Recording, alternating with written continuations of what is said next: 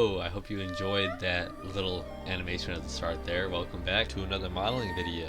Let's not waste any time and get into it. To start off, I made a mirrored circle with tail vertices and I just extruded upwards until I made the form of a shirt.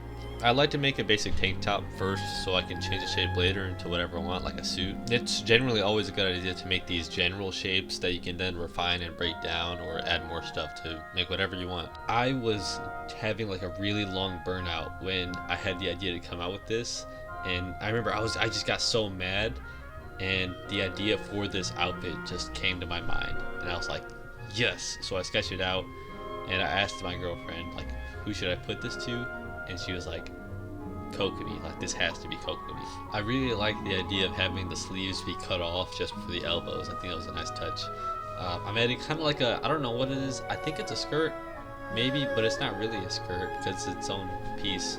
It's just one piece, you know. I am setting up room for like a band around the waist right there, or a belt. I don't know. I just made it like a band. So after I finish filling out the sleeve, I go and make the cutout on the chest so I can start making the lapel. This outfit is, well, not really the outfit, but the top is based on this image I saw on Pinterest, and I saw like the ribbons on it. I saw like the lapel shape, and I was like, this is really nice. I really love this. So I just got to work on sketching it. The lapels tend to be pretty easy. For this one, I really wanted a sharp angle, so I just rotated the thing from my 3D cursor and it gave me the result I wanted. So that's what matters. All that matters is the end result. Doesn't matter how you get there. Don't use that to justify bad things though. I should mention that. Proportional editing is also a really good use of tool when you're modeling, when you're poly modeling, especially outfits and stuff. I find it to be one of the greatest tools you could have. Let's just quickly do the pants real quick. Make a circle, extrude upwards. Then you're gonna use your mirror modifier and just bring in and connect those vertices. It's a pretty simple game, especially if you're first starting out. I'd recommend modeling some pants. It'd give you a good idea of how to manage your topology and connect stuff together. Very, very useful. Now we're just gonna bring it in. I made these pants a little longer because of the break I have in the jacket after the band, so you have like a no skin showing. Sometimes I forget to model in subdivision surface, so once I actually apply it, I have to go back and touch up some spots. I just wanted to add a little cut into the pants. Just something simple. I've done it before in a lot of other models, but it's kind of a small thing, but I really like it. Hey, do you want a place where you can share your models and receive feedback and get updates on when my models and my videos come out? Yeah, join my Discord server, discord.gg/vsnvdc. Join today and hang out. Now we're just gonna apply some transform so we can get ready to start UV mapping. I'm applying modifiers. I wanted to move that up and down. Gives a little nice look. UV mapping, again, I said this in the last video. I had this add-on UV squares. Completely changed my entire workflow for UV map. Makes it so much easier. It used to take like an hour, maybe like an hour and a half. Now I get UV mapping done about 30 minutes now, maybe even less. It's so much easier now. I'll link it in the descriptions. Maybe if I feel like it, I might forget. So you know, I watched a new Blender conference presentation, and they said they were gonna add AI in it to help with UV mapping and other stuff. And normally I'm against AI. I don't really want to use it, but in that instance, I feel like that could help. Maybe not with all stylized stuff, which is what I do, but you know, for like building this stuff, I feel like that could be amazing. Now let's get started into my favorite part of Genshin models. We're gonna start texturing, and I used to not like texturing Genshin models, but I'm coming back to it after doing a bunch of like generic anime models, and I'm like, wow, I kind of miss the nuance and complexity of Genshin models and Hoyoverse models. This is the first model that I've ever gone into, whoops, that I didn't pre-plan out all the colors and the specific hues and stuff. Right here, we're gonna start the lapel.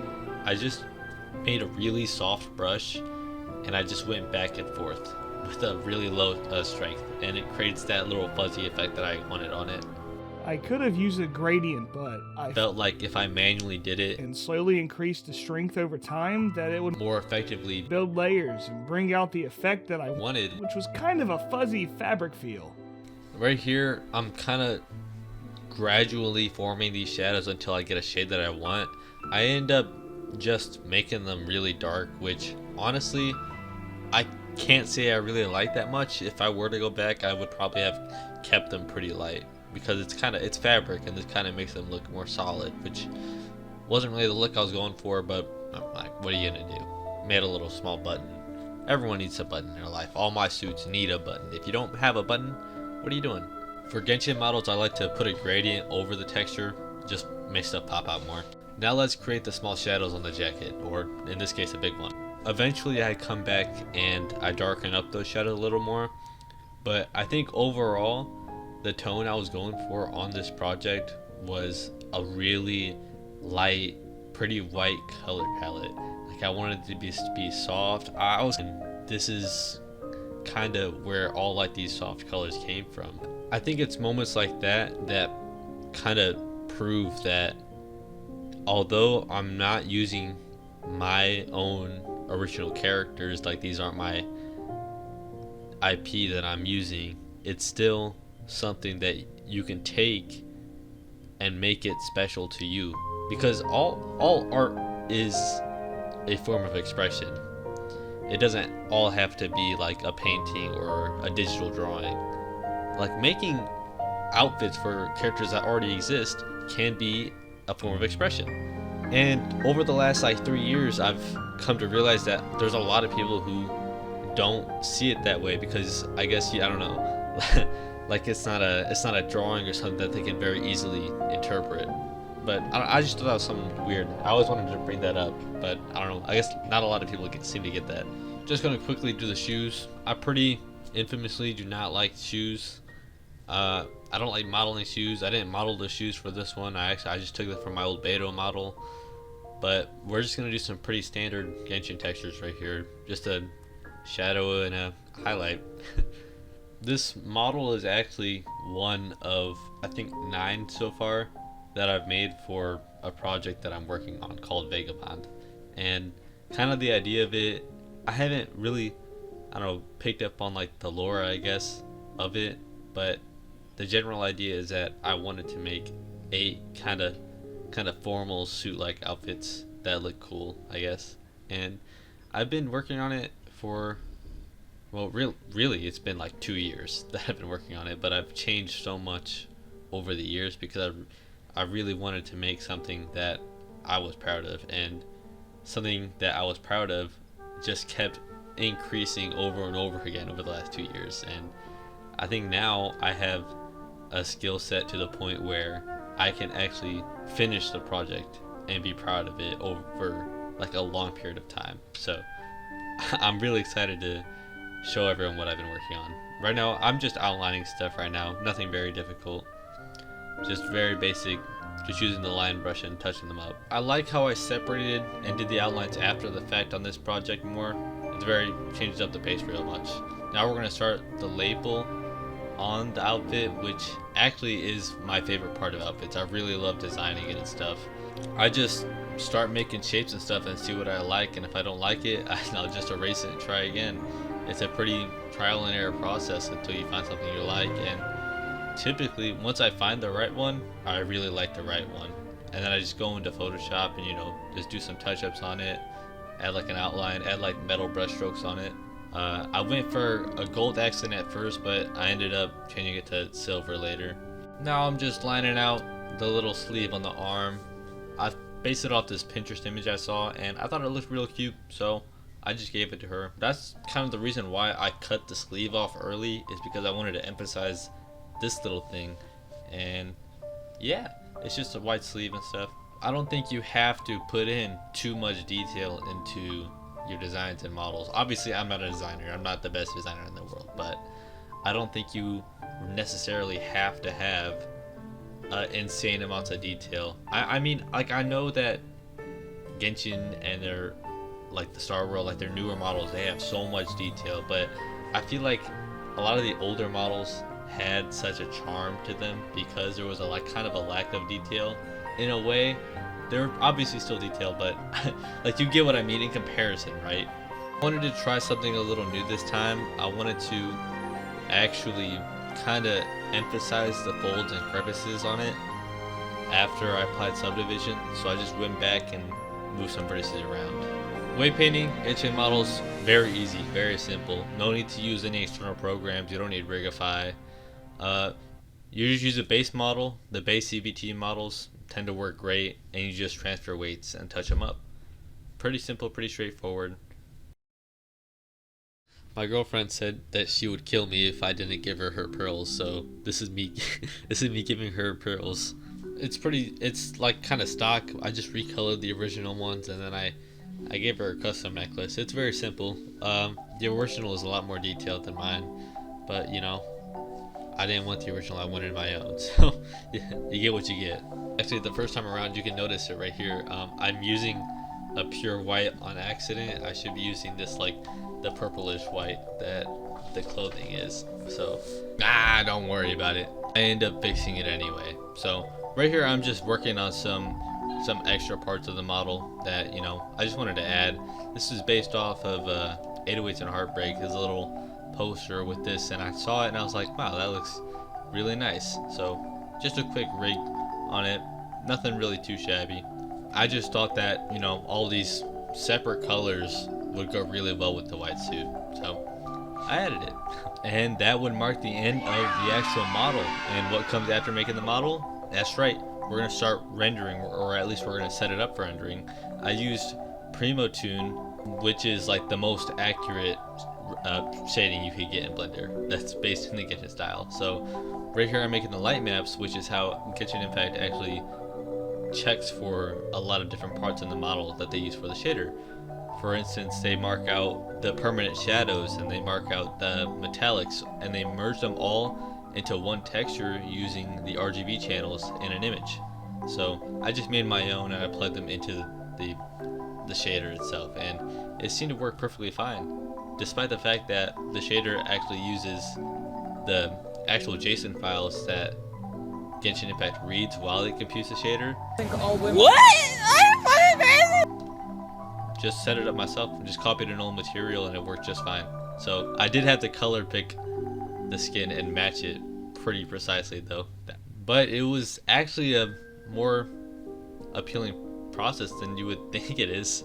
We're just gonna set up for posing now, which it's not a very complex rig. There's no IK on it at all, but you know, I hadn't started animating with it yet, so I didn't think it was that big of a deal.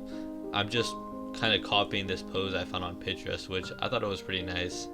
And looking back, like it really is slow to post without any IK rig. So after the fact, I did go back and add a small amount of IK, but just on the legs, because I don't really need a whole complex rig for a model this simple. So it's a throwaway model. I'm not going to be making like hour-long animations with it, so it'll suffice. The most I would probably add to it at most is like an arm rig and maybe like a finger rig. But I started using the pose library, which actually helps a lot with deciding what you actually want for your model, kinda, because you have an entire pose library, which maybe you want a specific hand animation that you've already made in the past, or hell, you could even like save entire poses and just edit them. It's really useful for like closed hands and fists and stuff. It's like shape keys but for your armature. Such a good tool. I'm like pissed that I never discovered it before, but I'm trying to take full advantage of like animation libraries and pose libraries and all of that stuff now, because it feels like it's just like powering through stuff, especially if you're able to reuse animations later on. I feel like that would be amazing, and I'm really trying to get a hold of all that, because animation is such a cool thing to learn. Because I can make models all day long. I can be model after model after model, but overall, like, people want to see an animation more than just a render. Because what's the thing? If a picture is worth 1,000 words and a video is worth 1,000,000, right? I want to make 1,000,000,000 words. You see, that I want to do more. Like, I was given this program, this gift to want to create and keep learning, and for 2.5 years, all I did was make VR chat models with it, and I feel like that was such a waste. If I could go back in 3 years, I'd hit myself in the head for not just going headfirst into Blender, because I'm going into it now and realizing that this is the biggest passion that I've ever had in my life. It's amazing. I love doing this. I want to do this for the rest of my life if I could. There is not a more gratifying feeling than making something and showing it to people, and they are actually genuinely impressed with something that you've done. Like, I'll show them, I just did my first animation like a few days ago, and I showed it to someone like, damn, you made that. Like, that's amazing. That's something I feel like everybody strives for that, and I can't believe that there's people here among us that have never had that and have never experienced making an art like that. It's amazing. Now, we just finished the render, and I'm about to show it in a second, but if you haven't joined already, definitely make sure to join my Discord server, .gg/VSNBRC. Amazing place. I post all my updates and models and stuff there. You'll be notified whenever videos come out before they come out. So let's go see these renders.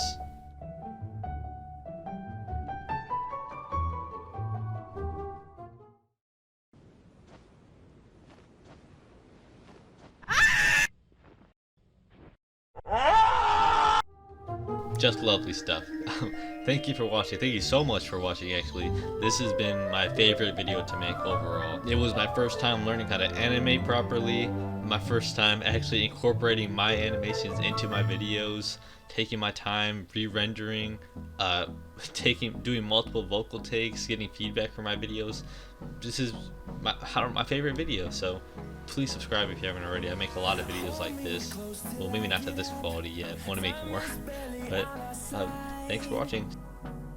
I could have used it. Fuck me. God, fuck you. I'm keeping this in here.